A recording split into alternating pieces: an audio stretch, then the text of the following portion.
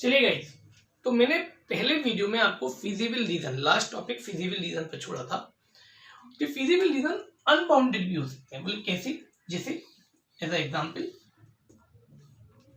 मैंने एक रीजन ऐसा बना दिया, ठीक है, एक लाइन इनइक्वलिटी ऐसे खींच दी और दोनों में कंडीशन इस तरह से है कि अवे द ओरिजिन जाना है। अवे द ओरिजिन, चलो साहब पहली लाइन से अवे द ओरिजिन ये हो गया और दूसरी लाइन का अवे द ओरिजिन मान लो ये हो गया।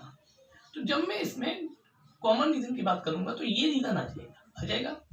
This type of region is called unbounded feasible region. Unbounded feasible region हो जाएगा, ठीक है। तो फिजिबल रीजन बाउंडेड अनबाउंडेड भी हो सकते हैं।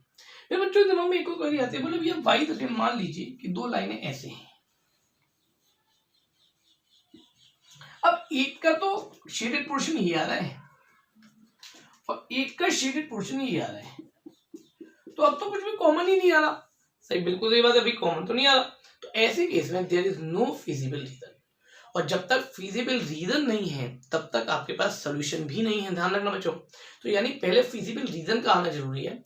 अगर common bounded region, common region not bounded, common region it is bounded और अनबाउंडेड बोथ, तो कॉमन रीजन जो आएगा उस ही रीजन से हमारे सिस्टम के या हमारे लीनियर प्रोग्रामिंग प्रॉब्लम्स के सोल्यूशन निकलेंगे। अब बात है, बोले आपने इतनी लंबी चौड़ी कथा हमें सुना दी, पर ये प्रॉब्लम्स किस तरह की आएंगी और हमें उन्हें कैसे सॉल्व करना है। तो जब आप लोग हायर क्लास में जाओगे ना तो आप बहुत सारे मेथड सीखोगे लीनियर एलपीपी को सॉल्व करने की। और ये एलपीपी ऐसा आर्टिकल है जो साइंस वाले और कॉमर्स वाले दोनों ही बिल्कुल लास्ट तक पढ़ेंगे। खैर फिलहाल मैं मुद्दे की तो आगे दौड़ता हूँ।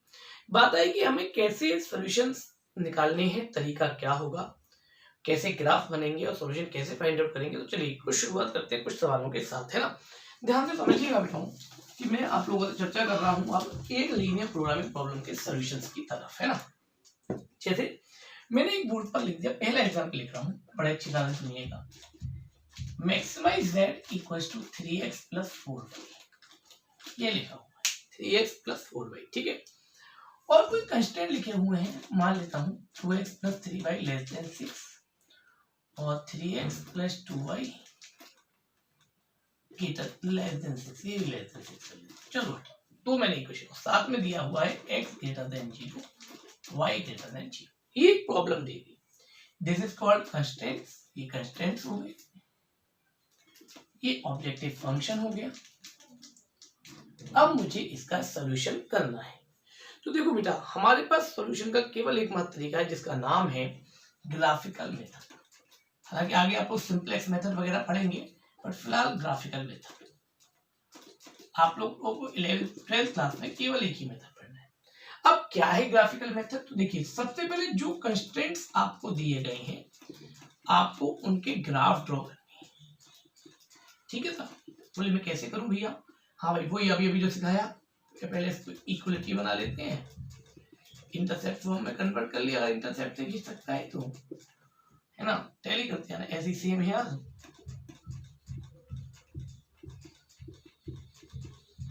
और इनकी लाइनों को अब प्लॉटिंग की शुरुआत करते हैं। चलिए,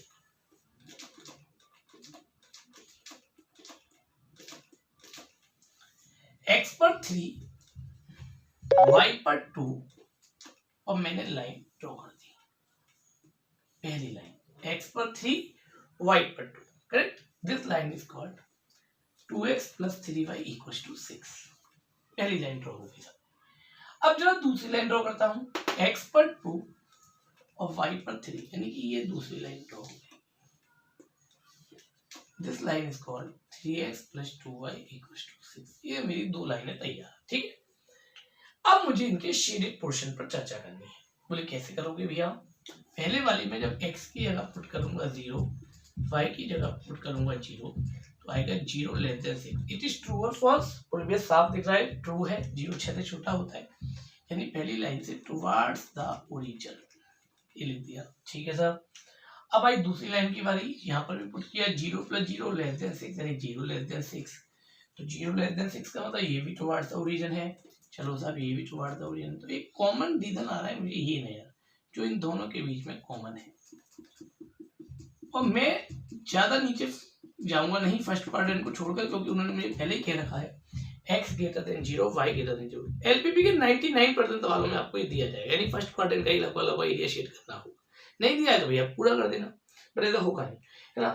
तो अब ये जो कॉमन रीजन आ गया, जो बाउंडेड रीजन आ गया, यानी O A B C O, it is called feasible region. O A B C O, इसको हम फीजिबल रीजन बोलेंगे। और अब ये तय करेगा सॉल्यूशंस को। बोले कैसे? तो इसके लिए हम एक कॉर्नर पॉइंट टेबल बनाते हैं। कॉर्नर पॉइंट टेबल, हाँ भाई, कॉर्नर पॉइंट टेबल क्या होती है भाई, जरा ध्यान से देखना। एक टेबल बनाते हैं, इस टेबल में पहले हम लिखते हैं कॉर्नर पॉइंट्स, और यहाँ लिखते हैं जो हमें मैक्सिमाइज जेड दिया गया है 3x + 4y, ये हम यहाँ लिख देते हैं। ठीक है, ये मैंने यहाँ लिख दिया, ये तो बन गई हमारी equation. What are the corner points? 0 0 पहला कॉर्नर पॉइंट, दूसरा कॉर्नर पॉइंट 2, 0, तीसरा कॉर्नर पॉइंट ये पॉइंट ग्राफ से मिले तो बेहतर, पर मेरी सलाह ये रहेगी इन दोनों को साइमल्टेनियसली सॉल्व कर लो। साइमल्टेनियसली सॉल्व कर जो पॉइंट आए वो आपका ये वाला पॉइंट होगा। प्लीज सॉल्व कैसे करें? 3x + 2y = 6, 2x + 3y = 6। हाँ भाई, एलिमिनेशन लगा रहा हूँ, 2 का मल्टी 3 का मल्टी, तो 6x + 4y = 12, और 6x + 9y = 18। तो y की वैल्यू आ गई 6/5। y की वैल्यू पुट कर देता हूँ, तो x की वैल्यू आ जाएगी 12/5, 6 - 12/5 यानी 18/5, यानी ये भी 6/5 आ गई। तो y और x की वैल्यू आ गई, यानी तीसरा पॉइंट आ गया 6/5, 6/5। जब भी आपको कोई पॉइंट निकालना हो, मेरी सलाह आपको सॉल्व करके निकालने के लिए रहेगी, है ना, ध्यान रखना। और चौथा पॉइंट तो आपको ग्राफ पे मिल ही रहा है, जीरा कॉर्नर, जैसे 0, 2। अब 4 कॉर्नर पॉइंट्स आ गए, इन चारों कॉर्नर पॉइंट्स को उठाओ और यहाँ डालना शुरू करो। तो भैया पहले में डालोगे x और y किया तो 0, दूसरे में डालोगे तो 6, तीसरे में डालना 18/5 और 24/5 यानी 42/5, है ना, 42/5 लगभग 8.4 समथिंग। ठीक है, और ये डाला तो ये आ गया 8। हाँ भाई, कौन सी वैल्यू इनमें सबसे ज्यादा मैक्सिमम है? बोले भैया ये मैक्सिमम, उन्होंने मैक्सिमम पूछा है ना, तो अब हमारे आंसर हो गई मैक्सिमाइज जेड तो हो गया 8.4, x की वैल्यू हो गई 6/5 और y की वैल्यू 6/5। ये इसके सॉल्यूशन का तरीका होगा, बहुत सरल है। सबसे पहले ग्राफ ड्रॉ करो भाई, कॉर्नर पॉइंट ढूंढो, उन पर x की वैल्यू निकाल दो। बोले भैया मानो मिनिमाइज पूछा होता तो सबसे मिनिमम कौन? 0, तो x = 0, y = 0 पर मिनिमाइज z = 0 हो जाता। तो बहुत सिंपल है, बहुत ही सरल है। आप बड़े आसानी से, बड़े सिंपल तरीके से इस रीजन को फाइंड आउट कर सकते हो। तो मैं समझता हूँ कि सबको सॉल्यूशन का एक तरीका समझ में आ गया होगा। एक बार ध्यान से देख लीजिए, क्योंकि अगला सवाल मैं आपको अनबाउंडेड का कराने जा रहा हूँ, है ना। जल्दी से ध्यान से देख लीजिए।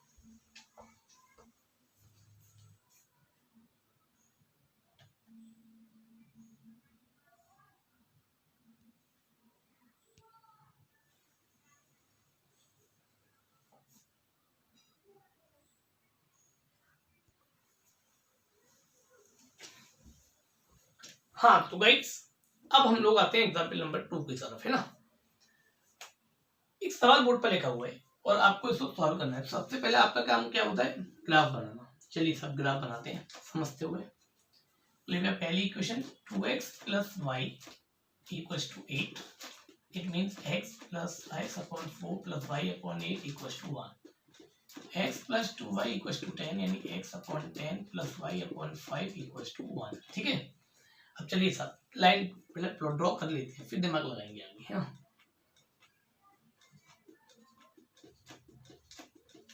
हाँ जी, x पर 4, 2 का स्केल ले लेता हूँ। चलिए जी, x पर 4 मार्क किया, y पर 8 मार्क किया, और ये मैंने लाइन ड्रॉ कर दी। ऐसे x पर 10 मार्क किया, x पर 10 मार्क किया,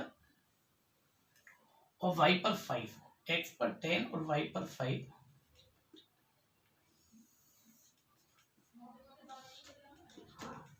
x पर 10 और y पर 5, यानी x 2x + y = 8 हो गया, x + 2y = 10 हो गया। ठीक है, हाँ भाई, अब जरा शेडित की बारी। बोले भैया 0 > 8 फॉल्स, यहाँ भी 0 > 10 ये फॉल्स, फॉल्स है दोनों में, यानी अभी द ओरिजिन जाना है। इसमें भी अभी द ओरिजिन, और इसमें भी अवैध ओरिजिन। तो कुल मिलाकर ये एक रीजन हमारे पास बाउंडेड आ गया, वो अनबाउंडेड आ गया, और ये एक रीजन पूरा अनबाउंडेड रीजन होगा। ठीक है साहब, ये तो हो गए नॉर्मल काम जो हम पहले भी करते हुए आ रहे थे, पर चर्चा तो अब शुरू होगी। बोले भैया जब आपने अनबाउंडेड रीजन बना लिया तो आपका नॉर्मल काम क्या होता है, आप एक टेबल तैयार करते हो। ठीक है साहब, मैंने टेबल तैयार की, एक में कॉर्नर पॉइंट लिखे, एक में मिनिमाइज जेड लिखा जो वो चाह रहे थे, और अब कॉर्नर पॉइंट्स क्या क्या है। बोले भैया कॉर्नर पॉइंट्स अगर मैं देखूं तो 1, 2 और 3, एक तरफ से तो बाउंडेड है ही, दूसरा अनबाउंडेड है, तो 3 कॉर्नर पॉइंट आ रहे हैं। एक तो आ रहा है 0,8, एक पी पॉइंट आ रहा है। ये अगर ग्राफ से पता चले तो ठीक, नहीं पता चले तो आप अपने तरीके से निकाल सकते हो, है ना। आप निकाल सकते हो, कैसे बोले सॉल्व कर सकते हैं। 2x + y = 8 और x + 2y = 10, 2 का इंटू कर देता हूँ इसी में, 3y = 12, y = 4, y 4 आ गया तो x 2 आ गया, दूसरा पॉइंट आ गया 2,4, ये वाला पी पॉइंट। अब तीसरा पॉइंट आ गया 10,0, 3 पॉइंट आ गए। ठीक है, तीनों पॉइंटों को यहाँ डालो, तो ये तो हो गया 7 8 56, 2,4 100 और 28 380, 10,500। हाँ भाई मिनिमम तो यही है क्योंकि हमें मिनिमम चाहिए, तो अब हमारा आंसर आ गया मिनिमाइज जेड। बट जब कभी भी रीजन अनबाउंडेड हो जाए तो आपको आंसर की चेकिंग करनी है बेटा, यहाँ पर आकर थोड़ी मेहनत आपके लिए पड़ेगी। अब ध्यान से सुनिएगा, in the case of unbounded region, unbounded region के केस में हमें क्या मेहनत करनी है। आपका जो भी आंसर निकला है अगर मिनिमम है तो 50x + 70y को लेस देन 380 रखोगे। कब, मिनिमम के केस में लेस, ध्यान रखना मिनिमम हो तो लेस, है ना। और इसकी लाइन और ड्रॉ करोगे, इसकी लाइन और ड्रॉ करेंगे तो x अपॉन डिवाइड लगा देता हूँ, अब 7.6 y अपॉन 5.4 अप्रोक्सीमेट, ये आ गया। अब चलिए x पर 7.6 बोले लगभग भैया यहाँ कहीं होगा अप्रोक्सीमेटली, 5.4 बोले भैया लगभग यहाँ कहीं होगा। तो इन दोनों को ज्वाइन करते हुए जो मैं रेड वाली लाइन ड्रॉ कर रहा हूँ, this is the line of the objective function, ये ऑब्जेक्टिव फंक्शन की लाइन है भाई, ये लाइन ड्रॉ करनी है। पर ये कब करना है, अनबाउंडेड के केस में। अब इसमें रीजन देखता हूँ भैया, ट्रू रीजन है कि फॉल्स है ना। तो 0 लेस देन 380 बोले ट्रू है, ट्रू है का मतलब टुवर्ड्स द ओरिजिन। चलिए सर इस लाइन से टुवर्ड्स द ओरिजिन ये पोर्शन आएगा, ब्लैक वाला आएगा कि नहीं। तो अगर दोनों में कोई भी कॉमन फिजिबल रीजन नहीं है, यानी ऑब्जेक्टिव लाइन का शेडेड पोर्शन अलग आ रहा है और फिजिबल रीजन अलग जा रहा है, तो आपका सॉल्यूशन वैलिड है भैया।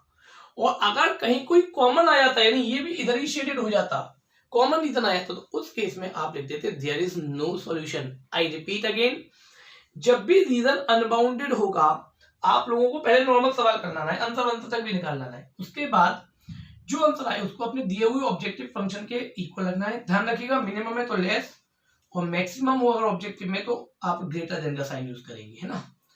और उसका शेडेड पोर्शन और देखेंगे। अब अगर उस शेडेड पोर्शन में और फिजिबल रीजन के शेडेड पोर्शन में कोई भी कॉमन रीजन नहीं है तो आपका सॉल्यूशन वेरीफाइड है, यानी सही है, यानी इसका आंसर ठीक है। बट अगर कोई भी कॉमन सॉल्यूशन निकल आया तो इसका मतलब देयर इज नो सॉल्यूशन। तो मैं यहाँ एक नोट डाल देता हूं आप सबके लिए, ध्यान से सुन लीजिएगा, छोटा सा नोट डाल दे रहा हूं, इसको कॉपी पर नोट जरूर कर लीजिएगा। If there is no common shaded portion in feasible reason and objective function, then solution is optimum। तो जो सॉल्यूशन है वो हमेशा ऑप्टिमम यानी मिनिमम या मैक्सिमम जो भी वो चाह रहा है वो सही होगा। बट अगर कोई भी कॉमन पोर्शन आ गया तो there is no optimum solution.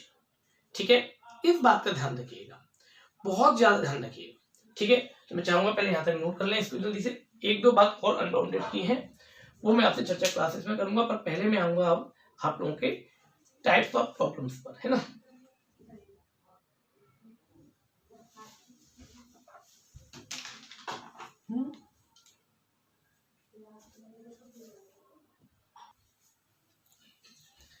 Guys यहां तक आपने जब सब सीख लिया तो अब आप लोग यहां पर वीडियो को रोकेंगे और सबसे पहले 12.1 एक्सरसाइज लगाएंगे। 12.1 एक्सरसाइज में आपको इक्वेशन दे रखी है, खोलिए एनसीईआरटी को और उन इक्वेशंस के ग्राफ ड्रॉ कर कर आपको ऑप्टिमम सॉल्यूशंस पता करने हैं। ध्यान रखिएगा पहले आप 12.1 लगाएंगे। 12.1 लगाए बिना आप लोग आगे नहीं बढ़ सकते क्योंकि सॉल्यूशन तो आना चाहिए ना, तब आप आगे बढ़ पाएंगे।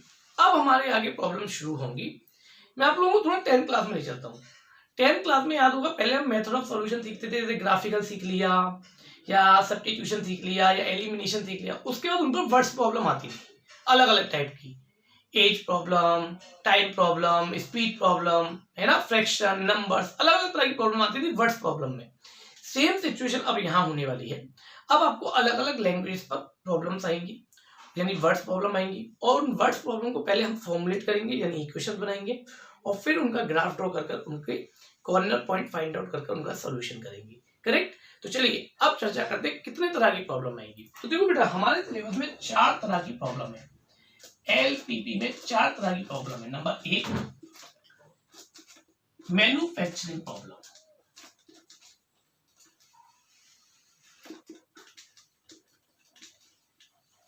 Number 2 diet problem, number 3 allocation problems और नंबर 4 ट्रांसपोर्टेशन प्रॉब्लम। ये 4 तरह की प्रॉब्लम्स हमारे पास देखने को मिलती हैं। जनरली तो 3 ही है, एलोकेशन तो एक कॉमन प्रॉब्लम है। तो ये 4 तरह की प्रॉब्लम हमारे सिलेबस में हमें बताई गई हैं और उन चारों पर हम लोगों को एक एक करके डिस्कशन करना है। डिस्कशन क्या करना है, सीधा सीधा उनके फॉर्मुलेट करने का तरीका सीखना है ना। तो कैसे सीख पाएंगे जरा ध्यान से सुनिएगा। अब मैं कुछ एग्जाम्पल्स आपसे पढ़ने के लिए कहूंगा, मेरे साथ साथ पढ़िएगा, देन आफ्टर आप लोग कुछ सीख पाएंगे। चलिए निकाल दीजिए 12.2 एक्सरसाइज और 12.2 एक्सरसाइज का क्वेश्चन नंबर 4 सबसे पहले पढ़ेंगे आप लोग। चलिए पढ़िए, पहले 2 मिनट वीडियो को रोकिए, पहले क्वेश्चन को पढ़ लीजिए, तब आप मेरे साथ जुड़ पाएंगे।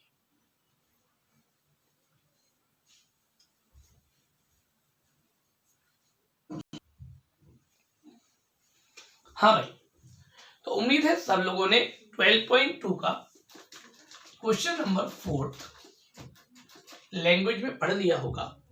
देन आफ्टर अब मैं आपसे चर्चा शुरू करता हूं इसके ऊपर। अब manufacture produce nut and bolts, it takes 1 hour of work on machine A, 3 hours on machine B to produce a package of nut. It takes 3 hours on machine A and 1 hour on machine B to produce a package of bolt. He earns a profit of rupees 17.5 per package on nuts and rupees 7 per package on bolts. How many packages of each should be produced each day so as to maximize his profit? If we operate his machine for at the most 12 hours a day. हाँ भाई, एक manufacture 2 तरह की problem, 2 तरह के item produce कर रहा है, एक नट और एक बोल्ट।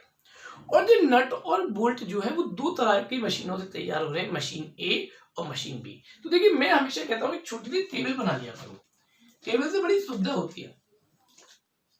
हालांकि टेबल बनाना कंपल्शन नहीं है पर टेबल से बड़ी सुविधा हो जाती है। ठीक है, जो भी आइटम आपको प्रोड्यूस करनी है वो तो मैंने यहां ली थी, तो नट्स और बोल्ट्स, ये तो मेरे आइटम्स हो गए। और डिपेंड किस पर डिपेंड है, तो पहले तो नंबर ऑफ यूनिट से शुरुआत करा करो हमेशा। नंबर ऑफ यूनिट हमें नहीं पता कितनी कितनी है, एक्स और वाई है। अब ये डिपेंड किस किस पर है, बोले एक तो मशीन ए पर,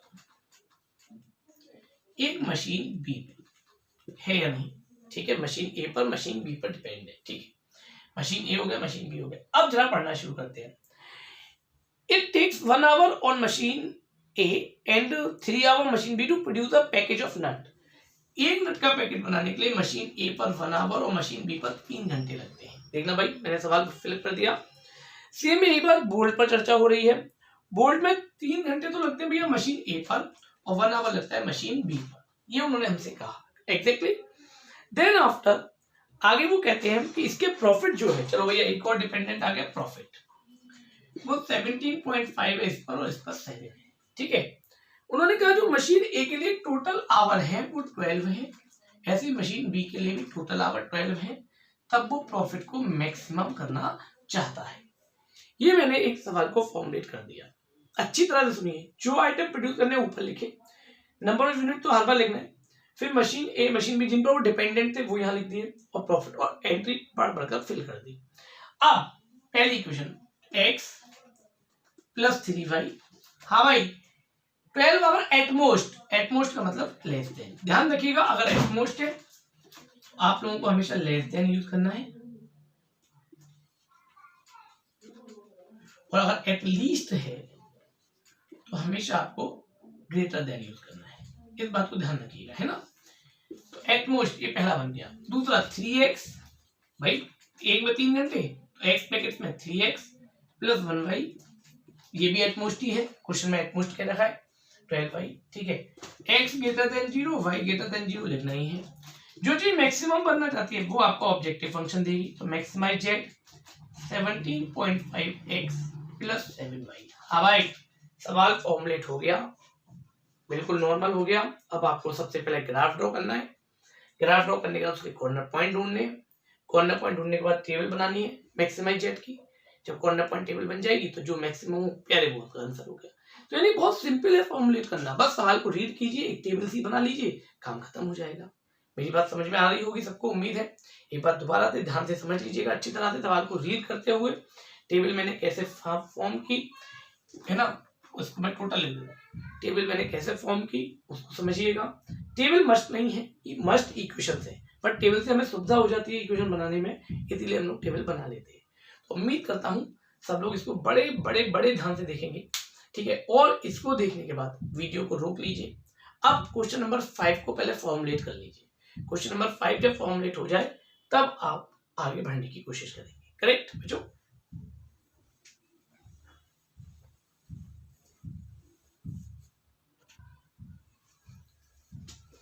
हाँ भाई, तो मैन्युफैक्चरिंग प्रॉब्लम सबने सीख ली। अब आप लोग इसके बाद अगली प्रॉब्लम यानी कि डाइट प्रॉब्लम की तरफ आए। चलिए एक सवाल सबको रीड करने के लिए कहूंगा, 12.2 का क्वेश्चन नंबर फर्स्ट। सभी लोग रीड कीजिए, वीडियो को पॉज कीजिए और यहाँ पर 12.1 का 12.2 का पहला सवाल पहले रीड कर लीजिए, ठीक है। अब मैं चलिए रीडिंग शुरू कर रहा हूँ।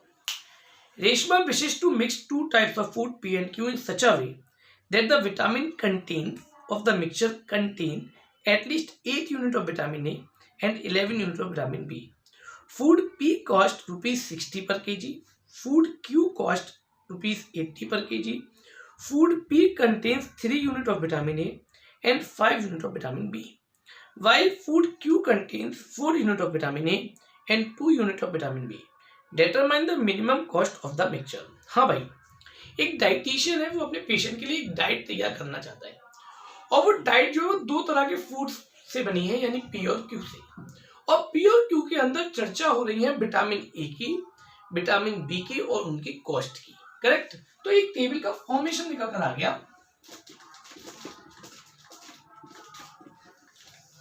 हाँ भाई, ये आ गया, एक सिचुएशन आ गई हमारे पास। मैं जरा थोड़ा सा बोलने की कोशिश करता हूं, ध्यान से सुनिएगा, है ना। P और Q नंबर ऑफ यूनिट्स, ठीक समझ में आ गई बेटा? 1 मिनट रुक जाइएगा। हाँ भाई सॉरी बच्चों, अब फिर से नंबर ऑफ यूनिट्स। सबसे पहले मुझे नहीं पता कितने कितने पैकेट है X और Y, ठीक है, पर चर्चा हो रही है विटामिन ए की, विटामिन बी की और एक इनकी कॉस्ट की भी, ठीक है। अब सवाल को फिर से रीड करते हैं। The vitamin contain the mixture at least 8 unit of vitamin A, 11 unit of vitamin E, यानी कुल पूरे मिक्सचर में 8 यूनिट विटामिन ए के चाहिए। टोटल दे रखा है, टोटल विटामिन ए के चाहिए 8 यूनिट और टोटल विटामिन बी के चाहिए 11 यूनिट टोटल। और फूड पी की कॉस्ट 60 और फूड क्यू की कॉस्ट 80, ठीक है। आगे Food P contains 3 units of vitamin A. P contains 3 units of vitamin A and 5 units of vitamin B. Food Q contains 4 और 2 और इसको उसको मिनिमम करना है, करेक्ट। तो अब ये हमारी बात पूरी तैयार हो गई। अब मुझे इससे इक्वेशन बनानी है। तो 3x प्लस 4y एटलीस्ट का है, एटलीस्ट का मतलब greater than 5x plus 2y at least का है, ठीक है। और मिनिमाइज जेड क्या बना बच्चों, 60x प्लस 80y साथ में x ग्रेटर देन 0। ये हमारा काम हो गया और हमारी इक्वेशंस पूरी हो गई। अब आप लोग नॉर्मली इसको प्लॉट कीजिएगा, ड्रॉ कीजिएगा, देन आफ्टर आप लोग आगे बढ़ सकते हैं। बात यहाँ तक मेरी समझ में आ गई होगी, उम्मीद करता हूँ सबके साथ सबको क्लियर हो चुका होगा कि कैसे आपको अब इसके आगे का काम करना है। आपको इसका ग्राफ ड्रॉ करना है, कॉर्नर पॉइंट ढूंढने हैं, देन आफ्टर आप लोगों को ऑप्टिमम सॉल्यूशन मिल जाएगा। तो क्वेश्चन की रीडिंग मस्ट है, आपको क्वेश्चन को ध्यान से पढ़ना है, एक टेबल में फॉर्मेट करना है, उसके बाद कंस्टेंट और ऑब्जेक्टिव फंक्शन बनाने हैं, तब उसका ग्राफ ड्रॉ करना है। तो भैया रीडिंग बहुत आज जरूरी है। अगर आपने रीडिंग शुरू कर ली तो आपको इस चैप्टर में कोई भी मार्क्स लाने से नहीं हो सकता। तो कोशिश कीजिएगा क्वेश्चनों को रीडिंग करने की। तो अब आप लोग 12.2 पूरी लगाने के लायक हो चुके हैं। तो सबसे पहले 12.2 पूरी लगाइएगा इस वीडियो को आगे फर्दर कंटिन्यू करने से पहले, है ना। बहुत ध्यान से पढ़िएगा, बहुत चीजों में मजा आएगा पढ़ने में, बट क्वेश्चन की रीडिंग। तो भैया सबसे पहले रीडिंग कर फॉर्मुलेट के बाद देन सॉल्यूशन, ठीक है। तो चलिए गाइस, उम्मीद करता हूँ सब लोग करेंगे इसे पूरा। तो चलिए गाइस, लास्ट में इतना ऑलमोस्ट आपका सारा काम हो चुका है। अब आपसे उम्मीद करता हूँ मैं रेगुलर क्लासेस में हमें आपसे एलोकेशन प्रॉब्लम्स और ट्रांसपोर्टेशन प्रॉब्लम से जोड़ूंगा। बहुत छोटा सा चैप्टर है, एक लेक्चर का चैप्टर है और बहुत जल्दी से खत्म भी हो जाना है। तो उम्मीद करता हूँ आपसे कि आप सभी लोग अब यहाँ तक पूरा कर लेने के बाद इस चैप्टर को आगे कंटिन्यू करेंगे। ग्राफ कॉपी रखिए अपने पास, ज्योमेट्री बॉक्स रखिए अपने पास और सारे सवालों के सॉल्यूशन ग्राफ कॉपी पर ही बनाइए, क्योंकि एग्जाम में आपको इसके लिए ग्राफ पेपर अलॉट किया जाएगा, दिया जाएगा और आपको उसी पर ग्राफ ड्रॉ करना है, ठीक है। तो होप सो गाइस कि आज आप लोग 12.1 और 12.2 लगाकर मुझसे क्लास में मिलेंगे और तभी आप लोग आगे की क्लास को समझ पाएंगे। तो उम्मीद करेंगे कि आप सभी लोग इस काम को पूरा करें, देन आफ्टर हम लोग आगे फर्दर कंटिन्यू करेंगे ट्रांसपोर्टेशन और एलोकेशन के साथ, ठीक है। तो ठीक है, ओके गाइस।